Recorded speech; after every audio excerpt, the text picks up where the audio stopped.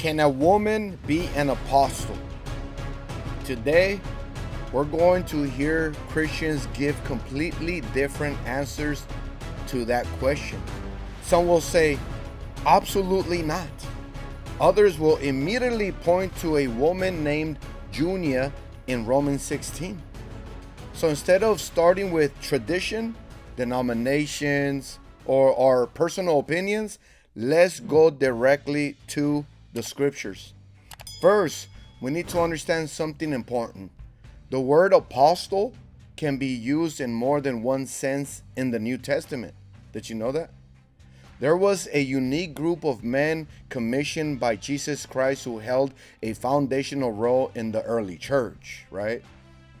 When Judas had to be replaced, Peter said in Acts 1:21-22 that the replacement needed to be someone who had accompanied them during Jesus' early ministry and had witnessed his resurrection. Matthias was eventually chosen. Then we have Paul. Paul wasn't one of the original 12, but he repeatedly tells us that his apostleship came directly from Jesus Christ. If we go to Galatians chapter 1, verse 1, it says, Paul, an apostle, not from men nor through man, but through Jesus Christ and God the Father. That's important. Biblical apostleship wasn't simply somebody waking up one morning and putting apostle in front of their name. These men carried extraordinary authority in establishing the early church. In fact, Ephesians chapter 2, verse 20, it says the church was built on the foundation of the apostles and prophets, Jesus Christ himself being the chief cornerstone. But here's where the debate gets interesting. What about Junia, right? If we go to Romans chapter 16, verse 7, it says, Greet Andronicus and Junia, my countrymen and my fellow prisoners, who are of note among the apostles. Some Christians argue, there it is. Junia was a woman and Paul called her an apostle. But slow down. Hold up. The phrase of note among the apostles has been interpreted in different ways. It could mean Andronicus and Junia were well known to the apostles. Others believe it means they were actually noteworthy among the apostles themselves. And that's why we need to be very, very careful. Because even if Junia were being described as an apostle, we still have to ask, in what sense? In what sense is she an apostle? The Greek word apostolos can refer more broadly to someone who is sent, a messenger, or representative.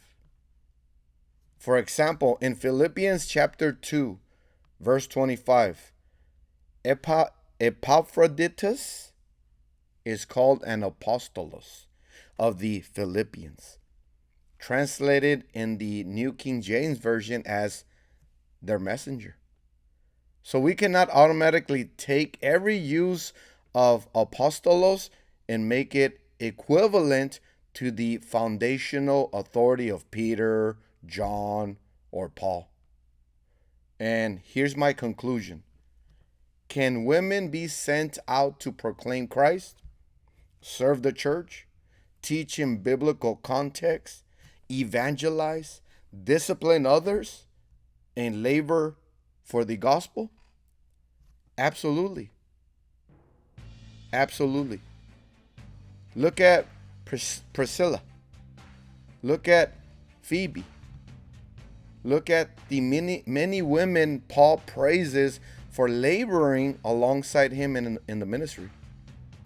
Women were incredibly important to the advancement of the gospel. But if you're asking, does the Bible clearly establish women holding the foundational apostolic office represented by Christ's apostles? I don't believe Scripture gives us enough evidence to say that it does. And here's the bigger issue. We shouldn't be asking, what title can I have? We should be asking, how can I fulfill or faithfully serve Jesus Christ? Because the goal isn't title. The goal isn't to have this awesome title. The goal isn't a position. The goal is to faithfully in fulfillment to serve Christ. Faithful to Christ and obedience to his word, right? Let me know what you think in the comment section. Subscribe if you're new. Like the video if you like these kind of videos, so I can make more of the ones that you like. And God bless you. This is Rich Faith Living. I'll see you on the next video.